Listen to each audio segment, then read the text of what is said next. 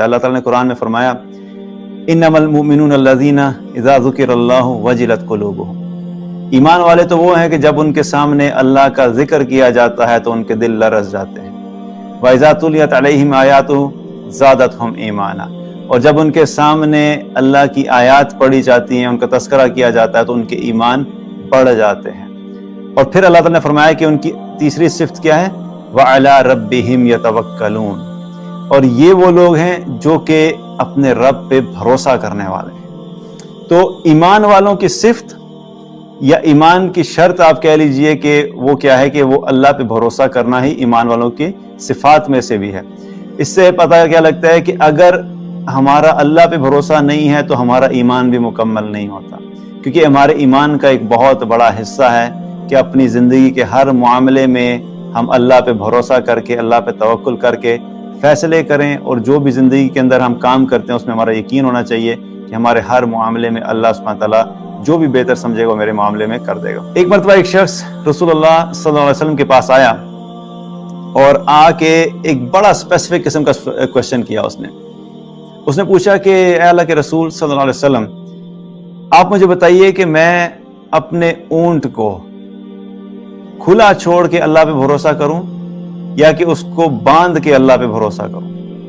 بڑا ہی ایک specific question, اور I think یہ وہ سوال ہے جس کی وجہ سے ہمارے سارے کانسیپٹ توکل کے کلیئر ہو جانے چاہیے۔ تو آپ صلی اللہ علیہ وسلم نے کیا جواب دیا؟ تم پہلے اپنے اونٹ کی رسی کو باندھو اور پھر تم اللہ پہ بھروسہ اور توکل کرو۔ یہاں پہ کتنا کلیئرلی بتایا، ذرا کانسیپٹ کو سمجھیے کہ اونٹ جو ہے، اونٹ کو باندھنے کی ضرورت کب پیش آتی ہے؟ مثال کے طور پہ اگر ہم اس وقت کے بارے میں سوچیں گے جب آپ سفر کر رہے ہیں یا اپنے اونٹ کی سواری، اپنے اونٹ کو آپ لے کے چل رہے ہیں، اب آپ کسی جگہ پہ آپ نے پڑاؤ ڈالا، کہیں پہ رکے، یا کسی جگہ پہ آپ کو کچھ کام ہے، آپ نے کچھ چیز خریدنی ہے، تو ایک طریقہ تو یہ ہے کہ اپنے اونٹ سے اترے اور سیدھے دکان میں چلے گئے اور یہ بھروسہ کیا کہ ٹھیک ہے یہ اونٹ یہیں پہ کھڑا رہے گا، اللہ اگر اس نے بھاگنا ہوا، اللہ نے اگر میرے نصیب میں لکھا کہ میرا اونٹ بھاگ جائے گا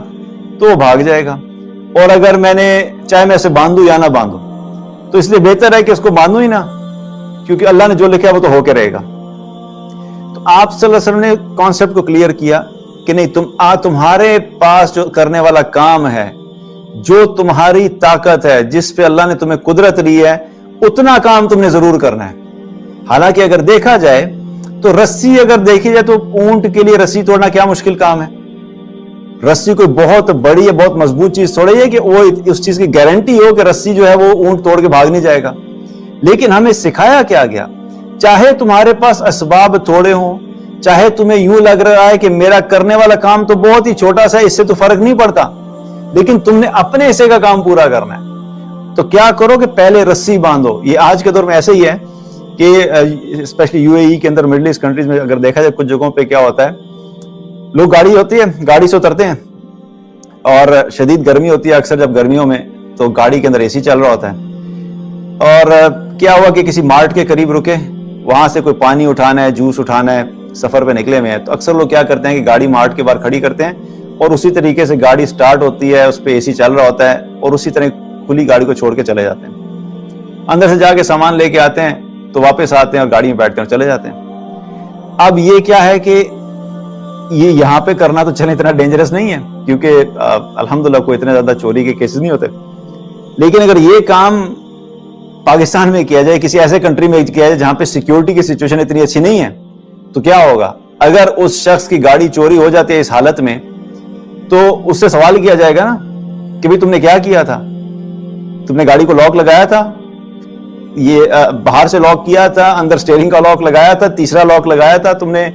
بہت سارے سوال ہوں گے۔ تو کیا پتہ لگتا ہے کہ اپنے بس میں جو چیز ہے وہ کرنی ہے، اور یہ ایسا تو نہیں ہوتا کہ گاڑی اگر چوری ہونی ہوگی تو کئی دفعہ گاڑی لاک لگے ہوتے ہیں، 2 3 لاکس لگے ہوتے ہیں، تب بھی گاڑی چوری ہو جاتی ہے، لیکن ایٹ لیسٹ ہمیں ایک سکھایا کیا جا رہا ہے، تم اپنی کوشش کر لو، تمہاری کوشش کے بعد اگر جو کچھ ہونا ہوگا وہ ہو کے رہے گا، لیکن ایسا نہیں ہے کہ تم اپنے حصے کی کوشش نہیں کرو، تم نے کوشش کرنی ہے،